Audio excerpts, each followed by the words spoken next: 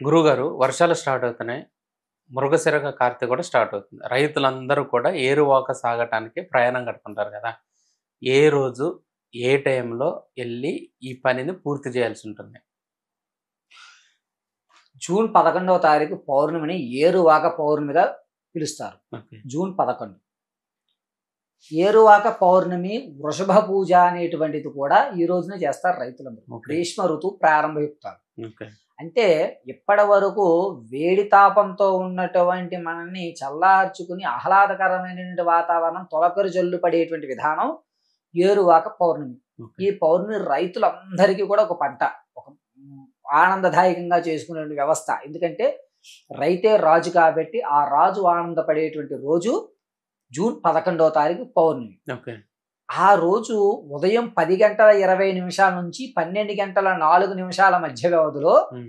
తను ఏదైతే నమ్ముతూ తన ఇంట్లో ఒక భాగస్వామిగా చూసినట్టు వృషభాలు, ఆవులు ఏవైతే ఉంటాయో హ్మ్. వాటికి పూజ గావించుకుని చక్కగా పంట పొలం స్థలం దగ్గరికి వెళ్ళి ఒక నమస్కారం చేసుకుని కాస్త బియ్యము లేదా ధాన్యం వాటితో వదులుతూ ఉంటారు. కొంతమంది రైతులు ఏం చేస్తారంటే అండి, ధాన్యం ఉంటాయి కదా, దాన్ని వరిగా కోసి చెట్లకి తలకిందులుగా వేలాడి పక్షులకి మేతగా కూడా పెడుతూ ఉంటారు ఓకే. ఆ రోజు. హ్మ్. అలా చేయడం వల్ల పరిపూర్తిగా వరుణ కటాక్షం ఉండి ఎక్కువ వర్షాలు పడకుండా, అలాగని తక్కువ వర్షాలు పడకుండా సమతుల్యంగా రైతుని ఆ వరుణ దేవుడు రక్షించాలి అని ఏరువాక పౌర్ణమి అనేటువంటి క్రతువు చేసుకోవడం ఆనవాయితీగా వస్తుంది. ఇందుకు తనకు ఉన్నటువంటి ఆయుధాలు ఏమిటి అంటే ఆవులు, ఎద్దులు. వీటికి అతనికి ఉన్నటువంటి సత్సంబంధాల వల్ల, అనురాగం వల్ల వాటిని ప్రేమగా చూసుకుని ఆ రోజు వాటిని అత్యంత మృదువుగా ఉంచుతూ నా పంట పండడానికి నువ్వే దోహదం చేస్తున్నావు అని చెప్పి వాటికి పూజ గావించుకుని మొదట దింపుతూ ఉంటారు.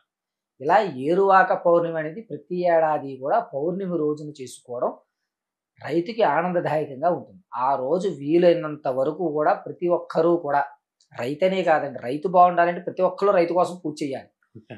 కేవలం మనం అంబులెన్స్ వెళ్తున్నప్పుడే 2 నిమిషాలు అతను బాగుండాలి అని కోరుకుంటాం.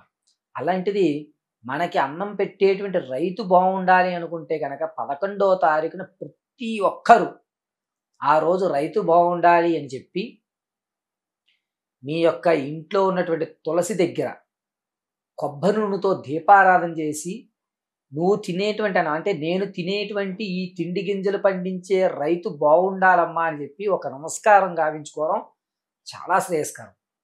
యుద్ధం వస్తే ఏ విధంగా సైనికులు మనం ప్రోత్సహిస్తున్నామో, ఎవరన్నా పెద్దవాళ్ళు కాలం చేస్తే మౌనం పాటించి ఏ విధంగా తీసుకుంటున్నామో, ఒక క్రికెట్ మ్యాచ్ నగ్గితే మనం ఎంత ఆనందపడుతున్నామో, నేను నగ్గాను అని ఫీల్ ఎలా అవుతున్నామో, అలా ప్రతి రైతు బాగుండాలని ప్రతి ఒక్కరూ కూడా ఈ 11వ తారీఖున ఉదయం 7:30 ప్రతి ఒక్కరు మీ ఇంట్లో ఉన్నటువంటి దేవుడి దగ్గర కానీ లేదా తులసి దగ్గర కానీ దీపారాధన చేసి ఆ ఒక్కరోజు రైతు గురించి మీరు దేవతార్చన చేయించండి. మీ పేర్లు చెప్పుకోకండి. దేవాలయానికి వెళ్ళి నేను బాగుండాలి, నా కుటుంబం బాగుండాలి కాదు, రైతు బాగుండాలని రైతు పేరు మీద అర్చన చేయండి. శుభస్య శీఘ్రంగా అందరం సస్యశ్యామలంగా ఉంటాం.